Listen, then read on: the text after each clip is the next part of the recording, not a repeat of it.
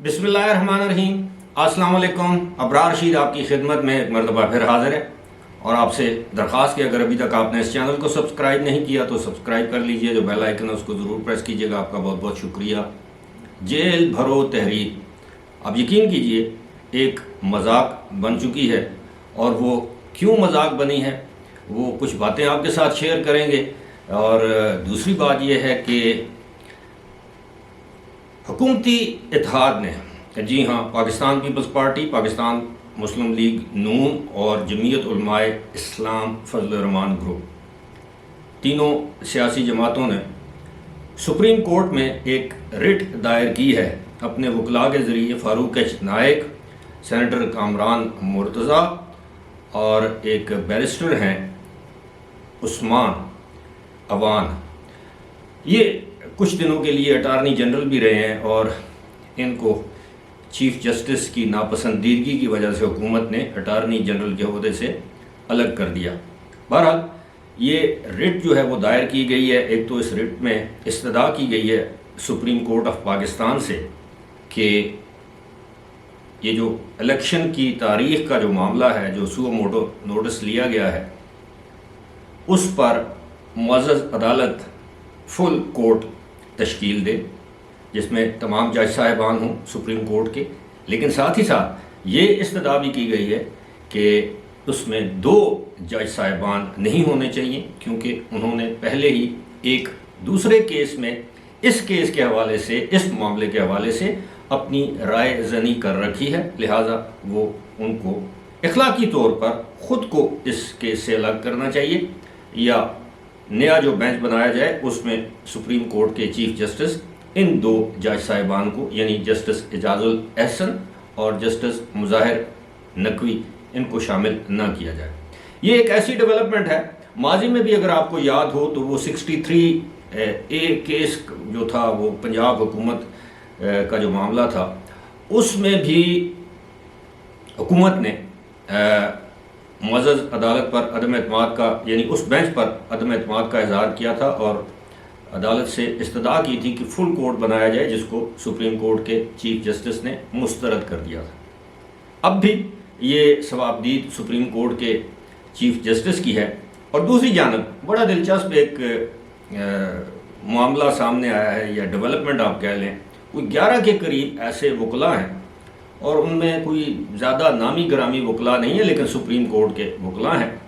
उन्होंने भी एक दरख्वास्त दायर की है और ये इस्तदा की है कि उन्हें इसमें फ़रीक बनाया जाए। और उनका ये कहना है या मानना है कि ये सुप्रीम कोर्ट के चीफ जस्टिस की सवाबदीद है कि वो किसे बेंच में रखे या किसे ना रखे। इस पर सियासी जमातें या हुकूमत चीफ जस्टिस को मजबूर नहीं कर सकती। इसमें कोई शक नहीं कि कोई मजबूर नहीं कर सकता, लेकिन कुछ इखलाकी तकाज़े भी होते हैं। उम्मीद है इनको मलहूज़ खातर रखा जाएगा। अब पीर को इस केस की मज़ीद समाअत है, देखते हैं क्या होता है। लेकिन वो जो जेल भरो तहरीक, वो मजाक क्यों बन गई है? मजाक इसलिए बन गई है कि अब गुज़श्ता रोज़ ख्वाजा आसिफ ने कौमी असम्बली में ख़िताब के दौरान उसे कहा था कि ये डूब मरो तहरीक है। आज राना सनाउल्लाह ने जर्नलिस्ट से या मीडिया से गुफ्तगू करते हुए एक मरतबा फिर इस बात को दोहराया कि जनाब ये डूब मरो तहरीक है। और यकीनन ये मैं मतलब दयानतदारी से अगर तज्ज़िया करूं तो जेल भरो तहरीक ऐसी नहीं होती, या तहरीकें ऐसी नहीं होती। माजी में हमने जेल भरो तहरीकें देखी हुई हैं, और कुछ जेल भरो तहरीकों का बतौर तालिब इल्म यानी स्टूडेंट एक्टिविस्ट हम लोग हिस्सा भी रहे हैं जनरल ज़िया के मार्शल लॉ के दौर में। और हमें पता है कि उस ज़माने में ना सोशल मीडिया था, ना मेन स्ट्रीम मीडिया था। अखबारात में ख़बर तक नहीं लगती थी कि कौन गिरफ़्तार हुआ कौन नहीं हुआ, लेकिन इसके बावजूद लोग बड़ी तादाद में गिरफ़्तारी देते थे। दूसरी जानब हम देखते हैं कि PTI के रहनुमा विक्ट्री का निशान बनाते हैं, पुलिस की वैनों के आगे या पीछे खड़े होते हैं, वीडियोज़ बनवाते हैं, सोशल मीडिया के लिए तस्वीर बनवाते हैं, और उसके बाद या तो भाग जाते हैं या आहिस्ता से पतली गली से निकल जाते हैं। गुज़श्ता रोज़ आपने वो वीडियो देखी होगी, वो PTI के एक साबिक़ MPA फजल इलाही जो हरकत उन्होंने पेशावर में की। अब देखिए कि पेशावर में परवेज़ खटक کی گرفتاری نہیں ہوئی، اسد کیسر کی گرفتاری نہیں ہوئی، شاہ فرمان جو سابق گورنر تھے ان کی اچانک طبیعت خراب ہو گئی اور وہ بیٹھ کے انہوں نے کہا کہ دھوپ برداشت نہیں ہوتی. تو اب پشاور میں آج کل اتنی گرمی بھی نہیں کہ ان سے دھوپ مطلب کہنے کا یہ ہے کہ پی ٹی آئی نے تو یہ دعویٰ کیا تھا کہ جناب جیلیں بھر جائیں گی. ابھی تک تو جیلیں کیا کوئی ایک جیل نہیں بھری. آج گجرانوالہ میں بھی یہی صورتحال رہی. پی ٹی آئی نے یہ دعویٰ کیا ہے کہ پی ٹی آئی کی جو پنجاب کی صدر ہیں ڈاکٹر یاسمین راشد، انہوں نے دعویٰ کیا ہے کہ جی ہمارے 70 ارکان نے گرفتاری دی ہے. ارکان ضرور گرفتار ہوئے اور 4 پولیس وینیں بھر گئی تھیں، ضرور گرفتار ہوئے. نذر محمد گوندل ایک سابق میرا خیال ہے وفاقی وزیر بھی تھے پیپلز پارٹی کے دور میں، بہرحال وہ انہوں نے گرفتاری دی. 3-4 اور جو گجرانوالہ ڈویژن یا گجرانوالہ سے تعلق رکھنے والے جو رہنما تھے انہوں نے گرفتاری دی، جس میں ایک ایم پی اے شامل ہیں اور کچھ گجرانوالہ کے جو مقامی جو پی ٹی آئی کے عہدیدار ہیں وہ شامل ہیں. بتایا جا رہا ہے کہ 70 ارکان نے یا 70 لوگوں نے گرفتاری دی ہے. اب دوسری جانب بڑا دلچسپ واقعہ ہے کہ عمران خان یہ کہتے ہیں کہ دیکھیں جی جیلوں میں ہمارے جو سیاسی قیدی ہیں ان کے ساتھ دہشت گردوں والا سلوک کیا جا رہا ہے.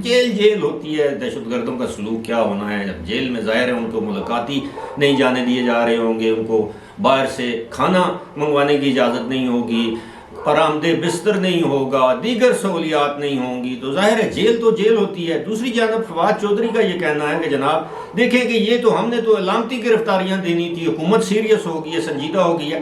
اب معاملہ یہ ہے کہ حکومت نے جس مقدمے میں ان کو گرفتار کیا اس کو کہتے ہیں 3 MPO 3 maintenance of public order. یہ پبلک آرڈیننس اس کو یہ کہا جاتا ہے کہ جناب اس کا مطلب یہ ہوتا ہے کہ 1 مہینے تک اس شخص کی ضمانت نہیں ہو سکتی جس کو آپ گرفتار کر کے جیل میں لے کر جاتے ہیں، اور پھر یہ حکومت کی ثوابدید ہوتی ہے کہ وہ کس شخص کو کہاں سے گرفتار کرتے ہیں اور کس جیل میں رکھتے ہیں. ماضی میں بھی ہم نے دیکھا ہے کہ اس طرح جب MPO لگتا ہے تو ایبٹ آباد کا بندہ ہے اس کو پشاور یا ڈی اے خان بھجوا دیا جاتا ہے، اٹک کا بندہ ہے اس کو لاہور بھجوا دیا جاتا ہے، لاہور کا بندہ ہے اس کو بہاولپور یا رینج اور خان بھجوایا. یہی صورتحال اب بھی ہے. لیکن بات یہ ہے کہ جب آپ نے جیل ہی بھرنی ہے تو پھر جیل سے کیا فرق پڑتا ہے کہ کس جیل میں کون ہے. کوئی ایسی جیل نہیں ہے کہ جہاں پر کسی بھی سیاسی قیدی کو VIP فیسلٹیز میسر ہوں اور دوسری جیل میں نہ ہوں. جیلیں تمام کی تمام ایک ہیں. جب ایون آپ کے کمرے جس میں آپ بیٹھے ہوئے ہیں تشریف فرما ہیں اس کا دروازہ کوئی باہر سے لاک کر دے تو وہ بھی آپ کے لیے جیل ہے، وہ بھی آپ کے لیے تکلیف دہ عمل ہے، چاہے آپ کے پاس ساری سہولیات ہوں لیکن دنیا سے رابطہ کٹ جاتا ہے. اور جیل میں تو آپ کے پاس موبائل نہیں ہوتا، انٹرنیٹ نہیں ہوتا، لیپ ٹاپ نہیں ہوتا، سوشل میڈیا نہیں ہوتا، شاید ایک ٹی وی ہوتا ہوگا بیرک میں اور اخبار شاید آپ کو کوئی دے دے.